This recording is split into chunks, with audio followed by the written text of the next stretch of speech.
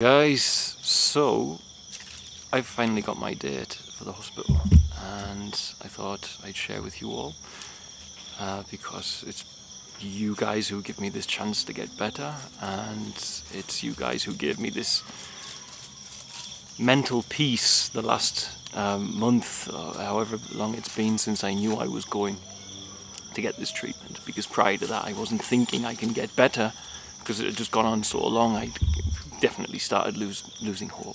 You know, when all your hormonal systems and nervous system go offline, everything follows suit, including your emotions and your mind. So the date is the 31st that we join into the clinic, into the hospital when I'm admitted, and I'll be there for a month. Then I go to the Tropical Disease Institute for further investigations. So this is to clear the Lyme bacteria from my body, and then we go for further investigations to see what else is there. I have not seen many people online getting better from Lyme, except with hypothermia. There's a lot of people, if they catch it early, with antibiotics, but other people are on antibiotics for 3 or 4 years, and the damage it does is phenomenal on top of the Lyme being in there. And for those people, I've gotten close with some online, etc., and I care for their journey because I empathize, because they go through what I do daily, the pain, etc. And I kind of feel a little bit bad in my heart that they can't access this. And at the same time, I'm well aware how blessed I am that you all gave me access to this. And I've had this before, you know, I can leave here and get decent medical care. And I have friends here, they go to India when they're sick, or they go to Nairobi. And I have friends who will never have that chance to go to India or Nairobi. And I do have these chances, and I always felt pretty heavy about that I was born privileged and thus I can access these things like good health care. But I guess this is, I mean, I'm born privileged compared to Tanzania. I'm from a working class family in England, and they couldn't have afforded this treatment either. They couldn't even have got the credit to loan it, I don't think. So, to loan the money, I mean. So it's like a very emotional thing. I can see that there are people out there who deserve an opportunity to get this treatment, but naturally I want this treatment as well for myself, you know. So, apprehensive, because they're going to put me to sleep. I've never had any of that. They'll put me on life support, in fact, while they do artificial fever. Using infrared, they'll heat my body with infrared. So that makes me a little nervous, naturally. I've never had anything like that. Super grateful, because I'm aware that so many people need this treatment and don't get access to it, and I'm unbelievably grateful because of that. And then at the same time, conflicted, because I get that opportunity and I feel bad for those who can't access it naturally, and I've always felt that way about medical care here, as I mentioned. But above all, it's gratitude and hope, I guess, which is the predominant underlying feeling I have. So, since you saw me convulsing, and I was dying, let's just be very straight about it, I was dying. And since you saw that day, I've changed many things. I'm eating differently, and I'll talk about all that when I'm ready to discuss it all. But you can see I'm gaining weight, but the main problem I have, I physically can't do anything without these painkillers. Now, I don't know, the painkillers are extremely strong, and with them being opioids, I know that when you take them, they might suppress your immune system. So what I can't establish right now is it that when I'm taking them, they suppress my immune system so much that I get relief, as in my immune system's no longer in attack mode and hurting my body, giving me allergies. I've had dermatographia, so I've been itchy everywhere for weeks, like itchy, like talking to my friends, and I'm like literally everywhere. And this is mast cell activation. The problem is the immune system's like got post-traumatic stress. And when I scratch, my skin turns bright red where I scratch, so it's very uncomfortable, psychologically and physically. You don't want bright red skin everywhere you touch. You know, I scratch my head, I get a big bright red mark. So I don't know whether taking those painkillers shuts off the immune system, but I enjoy the fact I don't feel pain when I take them. I like that. I'm free. My mind gets a little more free because of it as well. And that's a dangerous place for me because it's an opioid and I know they're very addictive. And right now I'm just addicted to the idea that I don't have to feel crap. And if I don't take them, I do feel dreadful. But I don't want to live on them. And it's not a place I ever thought I'd be, like on such strong prescription medications. But CBD I've used for 2 years, high strength as well, very high quality. It just doesn't cut it. It's just not cutting it for me for the pain. So I want to change all of that, and I look a little better, as I say, definitely. I can see that, and many people will be saying, well, you don't look so bad, but like I'm still totally as a puppy, if you heard something. I'm still totally imprisoned by my sickness, you know, and I'm still disabled. It's a weird situation that I can drive into town, but I can't drive to Uchira because it's too far and I get sick.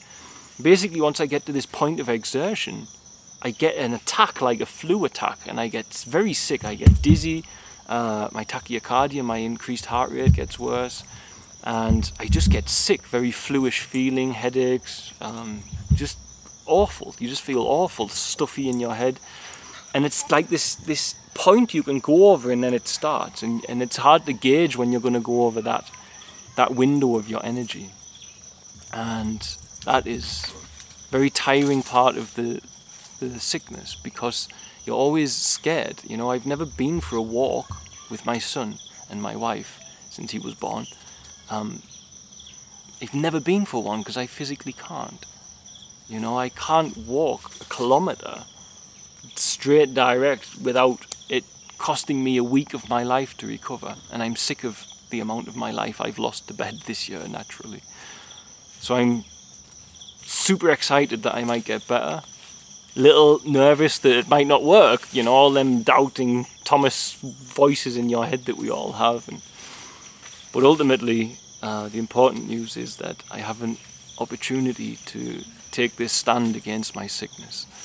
And I have an opportunity to kill it, and without its using its tricks of the trade to evade my immune system or to evade the treatment I'm killing it with. It can't. You can't evade heat. You can't hide from heat like you can the antibiotics. And I'm ready to go to war with these little things, and I've told them politely, you won't be here much longer. And I told them, you're probably better off leaving now than waiting for what's coming, because it's not going to be pleasant for you.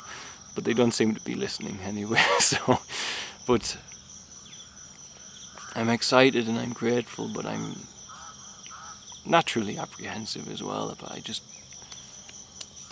want to get better. I'm ready now. I'm ready to get better. I need to get better for my family, my boy Aslan. But for Share Tanzania and everything, what's going on here? I offered God my life to do this NGO, and he took it. And I can see that for all we are building a nice team and systems around us to make sure this NGO gets some independence, I can see that when I offered my life to God, he did take it. And when he took it, he expected me to be here for the long journey. And for me to be of any use on that long journey, I need my body. So, and I need my body to fight and drive for what we need to make this place a lifelong success, basically. So, yeah. I'll take you all along. I'll vlog it. You'll see. I will get way more sick when I'm there. I was told this very clearly. So, me and Fritzy will try to keep you all fully updated. And well, we will keep you fully updated. We won't try, we will. And yeah, I hope that benefits some people out there who have Lyme puppies. Then they can see how it works, etc. So watch this space. Nearly time. Next week I'll be flying, and then yeah, I feel like it's the final stand. You know, it's like this is it. I'm being quite laid back at the moment, using the painkillers and so on, just so I can feel at peace. But I know the fight, the battle is coming, and it starts the 31st of October, and it's going to last months. And after all this time, I'm ready, and I'm all the more ready for having the love and support of you guys behind us, because aside from the resources, the prayers work, guys. You know, prayers give energy to the subject, and prayers work. I'm grateful for those too. So, right, that's it. God bless and wish me luck, I guess. But yeah, in England we say cross your fingers. In Germany they say press your thumbs. I don't know what they say in your part of the world, but cross your fingers for me. Wish me luck, or pray that this is definitely the way that God is going to make me well again. God bless. Bye. Thanks for watching. Don't forget to like, share and subscribe, as it really helps us to grow the channel and with it help more children here in Tanzania. Also, don't forget you can support our work by sharing with children in crisis here, be it sharing for a particular need or even sharing one-on-one support for education, housing, food and medical care. It can be done for as little as the cost of a cup of coffee a week back in the West after all. Just visit www.sharetanzania.co.uk to find out more. Lastly, remember you can also support us via Patreon, www.patreon.com/featherstail, and help keep us here in Tanzania to continue our work. The links for the website and for the Patreon are in the description box of this video. Love and light, guys. See you soon.